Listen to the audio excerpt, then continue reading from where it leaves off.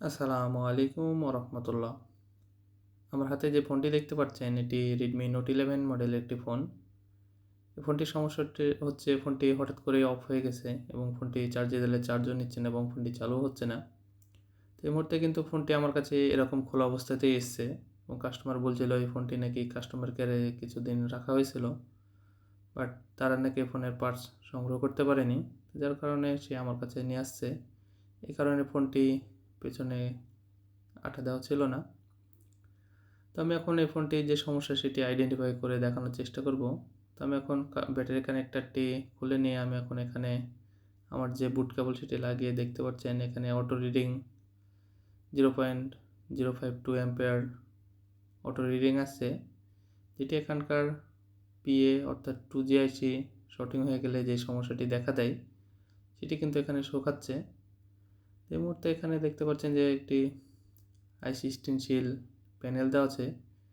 এই প্যানেলটি আমি এখান থেকে রিমুভ করব এবং যে কাঙ্ক্ষিত সমস্যাটি, যে আইসির জন্য এই সমস্যাটি হয়েছে সেটি কিন্তু আমি এই প্যানেলটি না তুললে আমি দেখাতে পারবো না। তো এই ফোনগুলি দেখা যাচ্ছে অনেক সময় হঠাৎ করে বন্ধ হয়ে যায়, আবার চার্জে দিয়ে রাখলেন, সকালে উঠে ঘুম থেকে উঠে দেখলেন ফোনটি অফ হয়ে আছে। এই সমস্যাগুলো কিন্তু প্রায় দেখা যায় এবং আরও দেখা যায় যে এই ফোনটি নো সার্ভিস চলে আসে হঠাৎ করেই। তো মূলত এই আইসি থেকে সমস্যা হলে এই ধরনের সমস্যাগুলো দেখা যায়।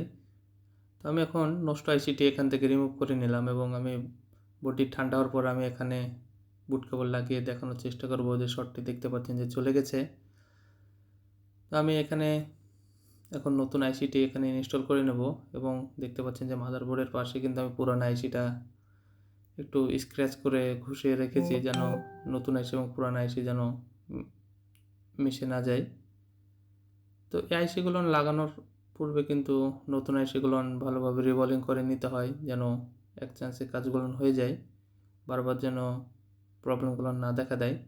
তখন আমার মাদারবোর্ডটি ঠান্ডা হয়ে গেছে এবং আমি হালকাভাবে থিনার দিয়ে বোর্ডটি ভালোভাবে ক্লিন করে নেব, যতটুকু ক্লিন করা যায় আর কি।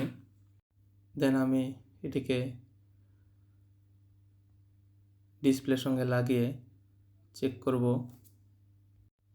তো এখানে দেখতে পাচ্ছেন যে চার্জিং যে আইকনটি সেটি কিন্তু চলে আসছে, বাট ব্যাটারিতে 0 চার্জ। তো আমি কিছুক্ষণ চার্জে রাখার পরে এখন দেখতে পাচ্ছেন যে 35% চার্জ হয়ে গেছে। এবার আমি ফোনটি এখানে ফুললি ফিটিং করে নেব। দেন আমি তারপরে ফোনটি চালু করে দেখব যে আমাদের আসল সমস্যাটির সমাধান হয়েছে কিনা। তো আমার কাছে আপনারা সব ধরনের ফোনই সার্ভিস করাইতে পারবেন, সেটি এলসিডি রিপ্লেসমেন্ট হোক অথবা মাদারবোর্ডের যে কোনো ধরনের প্রবলেম। তো এখানে যেহেতু আমি পিআইসি অর্থাৎ 2GICটি চেঞ্জ করেছি, তো সেক্ষেত্রে আমার নেটওয়ার্কটি সঠিকভাবে কাজ করতেছে কি না সেজন্য একটি সিম এখানে ইনস্টল করে নিলাম। দেখতে পাচ্ছেন যে এখানে কিন্তু নেটওয়ার্ক চলে আসছে এবং এখানে 4G নেটওয়ার্ক কিন্তু কাজ করতেছে।